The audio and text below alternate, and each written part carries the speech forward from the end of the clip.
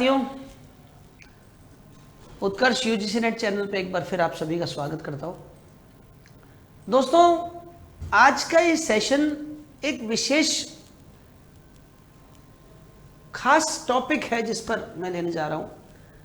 ये टॉपिक काफी चर्चा का विषय रहा पिछले दिनों, जब लोकसभा में स्टेट मिनिस्टर ऑफ एजुकेशन ने एक सवाल के जवाब में लिखित जवाब दिया कि HECI का ड्राफ्ट बन रहा है और जल्दी ही तैयार हो जाएगा, तो उस पर पूरे देश में शोर मचा।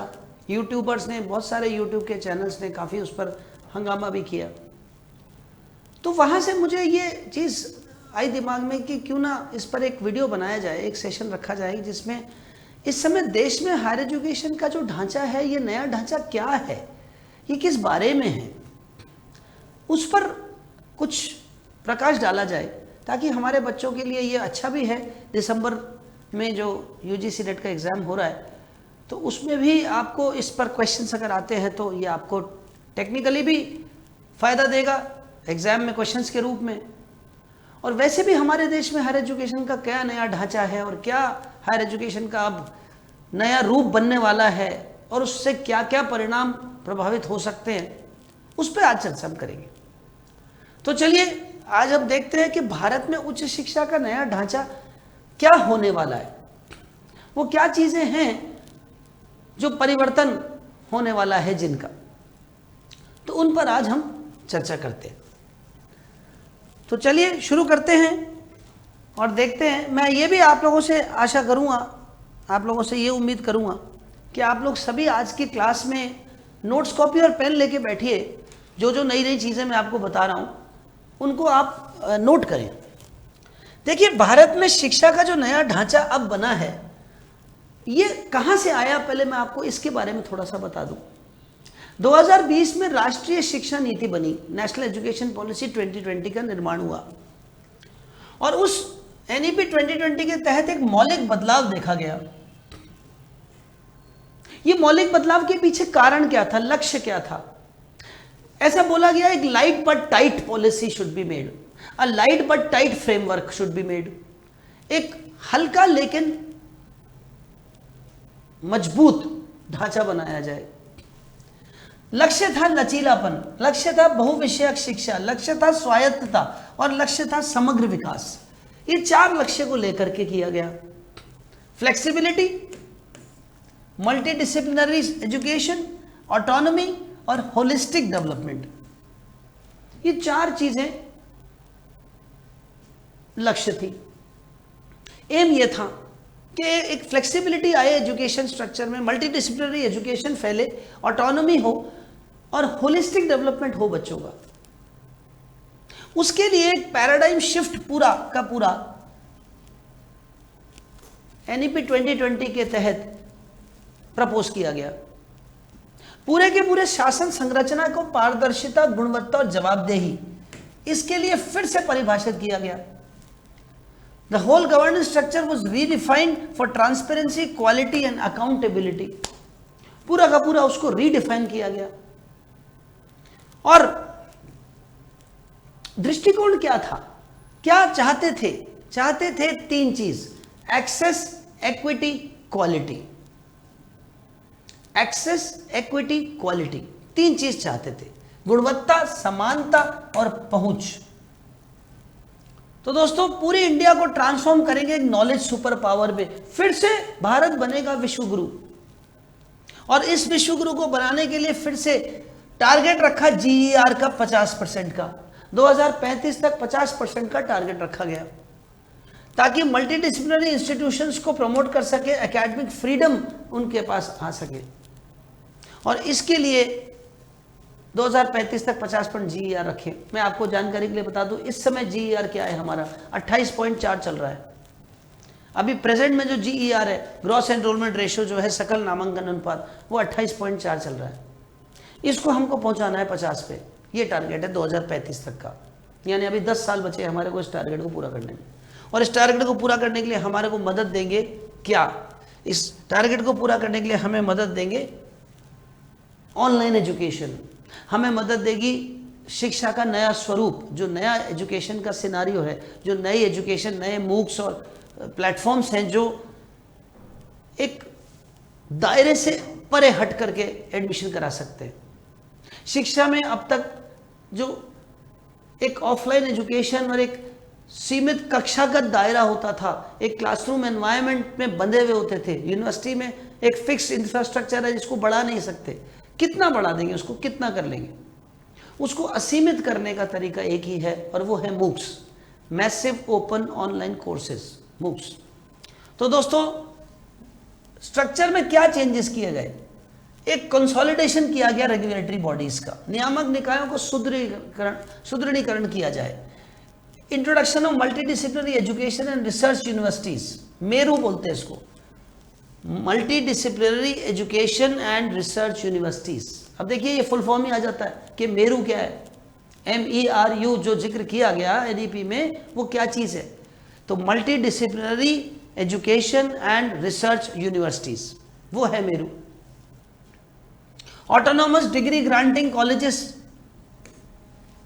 और कॉमन एक national higher education qualification framework का निर्माण किया जाए। एक समान राष्ट्रीय उच्च शिक्षा योग्यता framework, national higher education qualification framework NHEQF का निर्माण किया जाए। तो ये कुछ की चेंजेस के लिए NEP 2020 में प्रपोज किया गया। अब इन की चेंजेस के लिए एक एपेक्स गवर्निंग बॉडी रखी जाए। ये अलग अलग बॉडीज है ना, UGC अलग देख रही है, AICTE अलग देख रही है, NCTE अलग देख रही है। अभी 3 मुख्य गवर्निंग बॉडीज हैं जो 3 अलग अलग क्षेत्रों में नियामक या रेगुलेटरी बॉडीज हैं। कौन कौन सी? UGC क्या देखती है? हायर एजुकेशन का रेगुलेटरी बॉडी है। AICTE क्या देखती है? देश में टेक्निकल एजुकेशन की रेगुलेटरी बॉडी है। और तीसरी है NCTE, national council of teacher education, ये देश में शिक्षक शिक्षा पर रेगुलेशन देखती है। तो ये तीनों बॉडीज अलग अलग हैं, अलग अलग कार्य करती हैं, लेकिन तीन बॉडीज बनाने की आवश्यकता नहीं, ऐसा कहा गया। एक गवर्निंग बॉडी बना दो, HECI, higher education commission of India.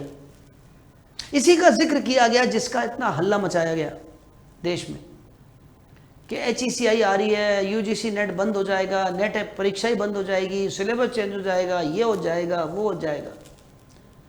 देखिए, क्या हो जाएगा ये तो ईश्वर को पता है, लेकिन क्या होने वाला है और क्या पहले से पता था होएगा, वो हम चर्चा कर सकते हैं। सभी बच्चों को पता है कि HECI, higher education commission of India, भारतीय उच्च शिक्षा आयोग का गठन होने की बात राष्ट्रीय शिक्षा नीति 2020 में पहले से ही तय थी। ये तो सरकार लेट हो गई इसके ड्राफ्टिंग में, इसकी जो बिल ड्राफ्ट करना था उसमें लेट हो गई सरकार, नहीं तो अब तक तो ये बन जानी चाहिए थी कब की। तो भारतीय उच्च शिक्षा आयोग या higher education commission of India, ये एक बॉडी है जो एपेक्स गवर्निंग बॉडी होगी हमारे देश में अब उच्च शिक्षा के लिए। और सुनिए, इसके नीचे इसके 4 वर्टिकल्स बना दिए गए, 4 वर्टिकल्स बना दिए गए जो इसके अंडर में काम करेंगे और अलग अलग उनके कार्य होंगे। वो क्या वर्टिकल्स हैं? अम्ब्रेला बॉडी तो ये रहेगी HECI। हाँ, इसमें 2 चीजें हैं, एक तो मेडिकल एजुकेशन और एक लीगल एजुकेशन, 2 को इसमें हटाया गया है। क्योंकि मेडिकल एजुकेशन प्रोफेशनल एजुकेशन है जिसकी अलग से बॉडी है ऑलरेडी, नेशनल मेडिकल काउंसिल, या पहले जिसका नाम था MCI, medical council of India, जो अब NMC बन गई, नेशनल मेडिकल काउंसिल। तो MCI पहले से ही काम कर रही है और वो उनका पूरा एक अलग सिस्टम है। इसी प्रकार लीगल एजुकेशन, देश में जो लॉ की एजुकेशन है उसका भी बार काउंसिल ऑफ इंडिया देखती है, BCI। तो बार काउंसिल ऑफ इंडिया जो है वो अलग एक बॉडी है और MCI एक अलग बॉडी है जो ऑलरेडी काम कर रहे हैं अपने अपने क्षेत्रों में। तो उन दोनों क्षेत्रों को इससे बाहर रखा गया। इन दोनों के अलावा जो देश में हायर एजुकेशन है उसके लिए HECI रखी गई। और इस HECI के 4 वर्टिकल्स हैं। पहला वर्टिकल है NHERC। अच्छा, फुल फॉर्म्स इसके आपको सबके पता होने चाहिए, फुल फॉर्म्स भी एग्जाम में आ जाते हैं। और आपको यह भी पता होना चाहिए कौन सी बॉडी का क्या काम है। NHERC, national higher education regulatory council, ये आपकी बॉडी है जो उच्चतर शिक्षा के नियामक के रूप में काम करेगी। पहले जो नैक होती थी, नैक का नया नाम अब एनएसी हो गया, नेशनल एक्रीडिटेशन काउंसिल, राष्ट्रीय प्रत्यायन परिषद। इसका काम होगा देश में जितने भी उच्च शिक्षा के संस्थाएं हैं उनको एक्रीडिटेशन, ताकि ये देख सकें कि वो जो भी उनको नियम दिए गए यूजीसी के द्वारा, जो पहले करते थे नैक करती थी, अब ये करेंगे एनएचईआरसी, जो एचईसीआई का वर्टिकल है, ये रेगुलेशन प्रोवाइड करेगी कि क्या क्या रेगुलेशंस करने हैं, कैसे करने हैं, और नैक ये देखेगी कि कौन सी यूनिवर्सिटी या कौन सा इंस्टीट्यूशन सही काम कर रहा है या नहीं कर रहा, तो उसका एक्रीडिटेशन। फिर तीसरी है HEGC, higher education grants council. इसका काम होगा जो यूजीसी का काम था, university grants commission. HEGC higher education grants council का काम होगा कि देश में उच्च शिक्षा के जो संस्था हैं उनको ग्रांट्स प्रोवाइड कराना, अनुदान का काम। और चौथा GEC, जनरल एजुकेशन काउंसिल। ये एक नई बॉडी बनाई गई है, जनरल एजुकेशन काउंसिल, जो देश में सभी प्रकार के शिक्षा की जो संस्था हैं उन पर सब पर एक जनरल एजुकेशन काउंसिल है, जो देश के सभी उच्च शिक्षण संस्थानों की शिक्षा की नीति देखना, उनके नियामक करना, उनके रेगुलेशन को देखना, उनके एजुकेशन में सही स्ट्रक्चर चल रहा है नहीं चल रहा है, वो सब चीज़ों को देखना। तो जनरल एजुकेशन काउंसिल। तो ये 4 काउंसिल्स हैं जो काम करेंगे इसके अंडर में, HECI के अंडर में काम करेंगी। NHERC, national higher education regulatory council, NAC, national accreditation council, HEGC, higher education grants council, और GEC, जनरल एजुकेशन काउंसिल। ठीक है। अब ये 4 वर्टिकल्स जो काम करेंगे वो HECI के तहत काम करेंगे, यानी यूजीसी को भंग कर दिया गया, AICTE को भंग कर दिया गया और NCTE को भंग कर दिया गया। ये तीनों निकाय अब भंग करके इनकी जगह HECI काम करेगी, जो इसके नीचे ये 4 इसके उप भाग होंगे जो अलग अलग क्षेत्रों में देखेंगे। अर्थात अब आप बोलते हैं कि नेट के एग्जाम की बात करें तो नेट का एग्जाम यूजीसी कंडक्ट नहीं कराती थी, यूजीसी ने एनटीए को जिम्मा दिया था कि आप नेट का एग्जाम कंडक्ट कराएं, है ना। तो एनटीए को नेट का एग्जाम कंडक्ट कराने के लिए ऑलरेडी जिम्मा मिला हुआ है, जिसको कोई छेड़ा नहीं है। एनटीए को रेगुलेट करने के लिए यूजीसी थी, यूजीसी की जगह अब ले ली HECI ने, तो अब HECI रेगुलेट करेगी, एनटीए को भी करेगी और इनको भी करेगी, है ना। तो नेट का एग्जाम में कोई बहुत ज़्यादा परिवर्तन आने वाला है या कोई उसमें चेंजेस होंगे, ये इसकी संभावना बिल्कुल नगण्य है, क्योंकि नेट का एग्ज़ाम जो सिस्टम चल रहा है उस सिस्टम को आमूलचूल परिवर्तन करने जैसा तो कुछ होगा नहीं। हाँ, कोई माइनर चेंजेस या कोई चीज़ें जो गड़बड़ हो रही है उनको ठीक करने की ज़रूर कोशिश की जाएगी, क्योंकि उन्होंने एक वर्ड दिया लाइट बट टाइट फ्रेमवर्क। अब देखिए इस शब्द में छुपा है उसका अर्थ, लाइट बट टाइट फ्रेमवर्क। तो लाइट का मतलब है कि हम उसको हल्का ही रखेंगे, यानी हम बहुत ज़्यादा परिवर्तन नहीं करेंगे जो चल रहा है, लेकिन जो चीज़ें चल रही हैं उसको टाइट कर देंगे। टाइट मीन्स कि उनको हम सही तरीके से चलें, उसके लिए उनको सख्त कर देंगे। लाइट बट टाइट फ्रेमवर्क, ये एक सिस्टम उन्होंने बोला। अब बात ये आती है कि एक एक करके मैं इनको बता दूं कि NHERC का काम क्या है। NHERC, national higher education regulatory council का काम क्या होगा? इसका काम होगा, ये एक सिंगल पॉइंट रेगुलेटर होगा एंटायर हायर एजुकेशन सेक्टर का, संपूर्ण उच्च शिक्षा क्षेत्र के लिए एकल बिंदु नियामक होगा। इसके कार्य होंगे मानकों को विनियमित करना, regulating standards, approving new institutions, replaces UGC and AICTE regulatory function. देखिए यूजीसी और AICTE के जो रेगुलेटरी फंक्शन है वो दोनों के दोनों मिल करके NHERC में आ जाएंगे।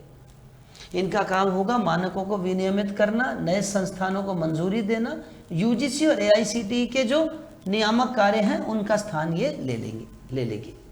तो ये अकेली इंस्टीट्यूशन होगी जो उन दोनों का कार्य करेगी। फिर आते हैं NAC, नेशनल एक्रीडिटेशन काउंसिल। इसका रोल क्या होगा? इसका रोल होगा framework and oversight of accreditation, प्रत्यायन के लिए ढांचा और निरीक्षण करना, उसके लिए इंडिपेंडेंट एंड ट्रांसपेरेंट इवैल्यूएशन, पारदर्शी और स्वतंत्र मूल्यांकन, ग्रेडिंग ऑफ इंस्टीट्यूशंस जो पहले भी हो रहा था, है ना, बेस्ड ऑन क्वालिटी बेंचमार्क्स, गुणवत्ता मानकों के आधार पर संस्थानों का श्रेणीकरण करना पहले भी हो रहा था, ए प्लस बी प्लस जो कैटेगरी मिलती थी, और प्रमोटिंग स्टूडेंट सेंट्रिक इंस्टीट्यूशंस, जो छात्र केंद्रित संस्थान है उनको बढ़ावा देना। तो ये 3 काम एनएसी के होंगे। ये काम पहले एनएएसी नैक के थे, एनबीए के थे, जो अब एनएसी करेगी, ठीक है। फिर तीसरी है एचईजीसी, हायर एजुकेशन ग्रांट्स काउंसिल। ये यूजीसी के वो वाले हिस्से को पूरा करेगी जो ग्रांट्स के रूप में यूजीसी का रोल था। यूजीसी जो है अनुदान आयोग भी तो था, विश्वविद्यालय अनुदान आयोग, तो अनुदान देने का काम भी करता था और नियामक भी थी, तो दोनों रोल थे उसके। अब वो दोनों रोल को 2 अलग अलग लोगों को दे दिया। ग्रांट्स का काम एचईजीसी को दे दिया, हायर एजुकेशन ग्रांट्स काउंसिल। ये रिस्पॉन्सिबल होगी फंडिंग और फाइनेंसिंग ऑफ हायर एजुकेशन के लिए, उच्च शिक्षा के निधिकरण और वित्त पोषण के लिए जिम्मेदार होगी। इसके कार्य क्या होंगे? Disbursing grants and scholarships, monitoring utilisation of funds and ensuring accountability and performance based funding, अनुदान और छात्र वृत्तियों को वितरित करना, धन के उपयोग की निगरानी करना और जवाबदेही और प्रदर्शन आधारित वित्त पोषण सुनिश्चित करना। ये 3 काम होंगे एचईजीसी के। ठीक है बच्चों, क्लियर हुआ? चौथा जीईसी, जनरल एजुकेशन काउंसिल। इसका रोल क्या होगा? सामान्य शिक्षा परिषद की क्या भूमिका है? इसकी भूमिका है शैक्षणिक मानक और सीखने के परिणामों को निर्धारित करना, setting academic standards and learning outcomes, ये रोल होगा। इसका फंक्शन होगा, ये national higher education qualification framework को डेवलप करेगी, राष्ट्रीय उच्च शिक्षा योग्यता फ्रेमवर्क को विकसित करेगी। दूसरा, graduate attributes and credit system को डिफाइन करेगी, स्नातक विशेषताओं और क्रेडिट प्रणालियों को परिभाषित करेगी। और तीसरा, promoting liberal holistic and multi disciplinary education, उदार समग्र और बहुविषयक शिक्षा को बढ़ावा देगी। तो ये 3 रोल इसके होंगे जीईसी के। तो ये 4 अलग अलग verticals, NHERC, NAC, grants council HEGC और जनरल एजुकेशन काउंसिल जीईसी, ये 4 वर्टिकल हैं जो HECI higher education commission of India के तहत काम करेंगे। और इसका बिल ड्राफ्ट होने की प्रक्रिया चल रही है, जल्दी ही इसका बिल ड्राफ्ट हो जाएगा और फिर इसको लागू किया जाएगा। पर इस सब में तकरीबन 3 से 4-5 महीने अभी लग सकते हैं। यानी दिसंबर के यूजीसी नेट के एग्जाम में कोई परेशानी, कोई अड़चन आने की संभावना किसी भी रूप में नहीं दिख रही है ना। देखिए, अब रोल ऑफ यूजीसी, एआईसीटी और एनसीटीई, यूजीसी, एआईसीटी और एनसीटीई की जो भूमिका है, अब उसके क्या संक्रमण चल रहा है, ट्रांजिशन क्या चल रहा है। यूजीसी का काम था फंडिंग का और रेगुलेशन का, 2 काम थे। एआईसीटी का काम था इंजीनियरिंग, मैनेजमेंट और फार्मेसी को देखना, और एनसीटीई का काम था टीचर एजुकेशन के स्टैंडर्ड्स को देखना, बीएड और एमएड में, है ना। एनईपी में इन फंक्शंस को इंटीग्रेट करके एक बना दिया एचईसीआई के, और उसके वर्टिकल्स को वो देखेंगे। तो ये चीज जो है अब चेंज हो गई। इंस्टीट्यूशनल फ्रेमवर्क कैसे, अब संस्थागत ढांचा कैसे बनेगा, अब वो देखिएगा। संस्थागत ढांचे के लिए जो नया सिस्टम बनाया गया, मेरू सिस्टम बोलते हैं इसको, multi disciplinary education and research universities बनाएंगे, बहुविषयक शिक्षा और अनुसंधान विश्वविद्यालय, multi disciplinary education and research institutes या यूनिवर्सिटीज वो बनाई जाएंगी। ये संस्थागत ढांचा होगा। ये कैसा होगा? High quality research focused institutions बनाए जाएंगे, जैसे आईआईटीज और आईआईएम्स होते हैं ना, इनके तर्ज पर, आईआईटी और आईआईएम की तर्ज पर आधारित उच्च गुणवत्ता वाले अनुसंधान केंद्रित संस्था बनाए जाएंगे। जो सिर्फ अनुसंधान केंद्रित संस्थान होंगे, इस तरह से पढ़ाएंगे कि उच्च गुणवत्ता वाली शिक्षा प्रदान करेंगे। ऑटोनोमस डिग्री ग्रांटिंग कॉलेजेस बनाए जाएंगे, स्वायत्त डिग्री प्रदान करने वाले कॉलेज बनाए जाएंगे, यानी यूनिवर्सिटी से एफिलिएशन की आवश्यकता खत्म हो जाएगी इनके पास। शैक्षणिक, प्रशासनिक और वित्तीय स्वायत्तता तीनों उनको मिलनी चाहिए, academic, administrative and financial autonomy. ये नवाचार और स्थानीय प्रासंगिकता को बढ़ावा देगा।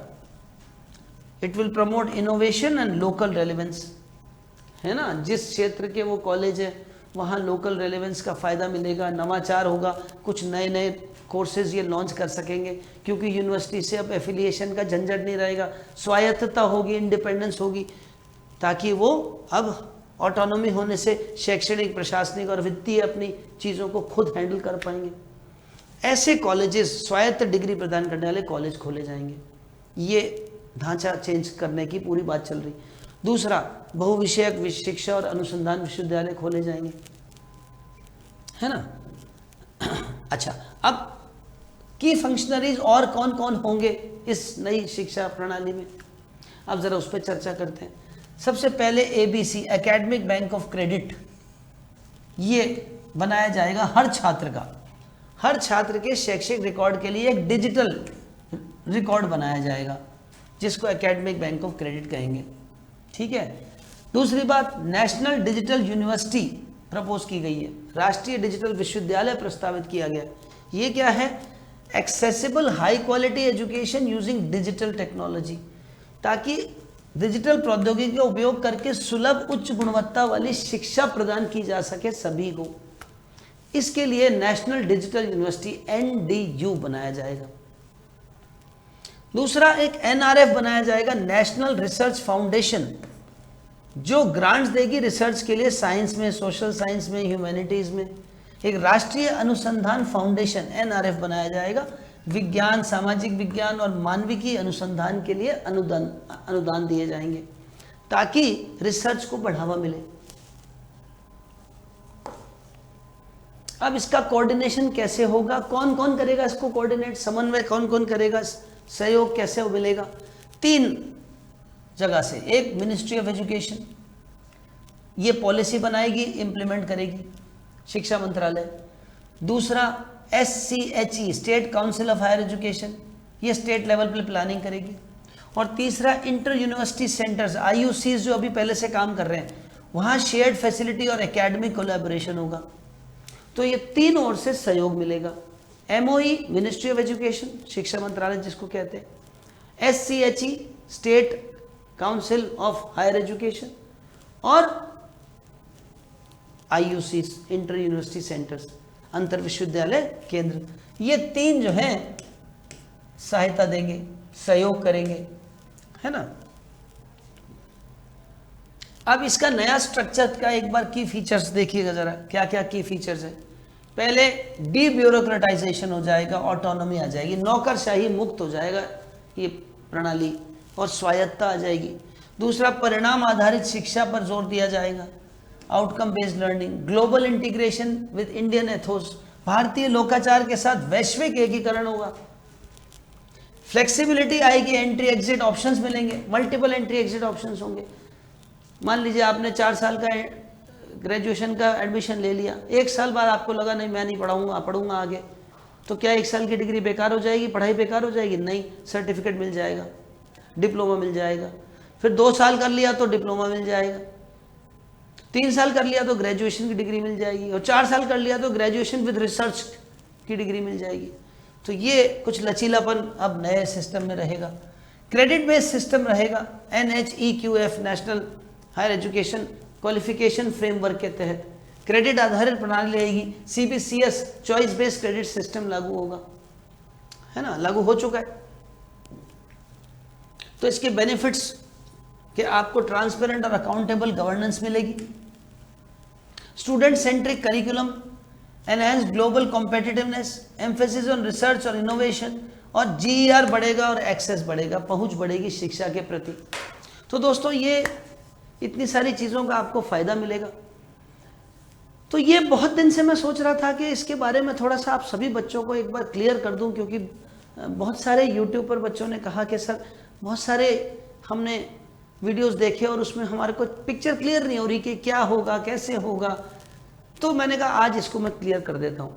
तो दोस्तों अब आपको इस स्ट्रक्चर को देख करके पूरा समझ में आ गया होगा कि नेट के एग्जाम का इससे कोई लिंक या कनेक्शन डायरेक्ट रूप से प्रभावित हो ऐसा लगता नहीं है, ऐसा संभावना बहुत कम है, नगण्य है, क्योंकि जो पॉलिसी मेकिंग फ्रेमवर्क है वो बदला है पूरा का पूरा।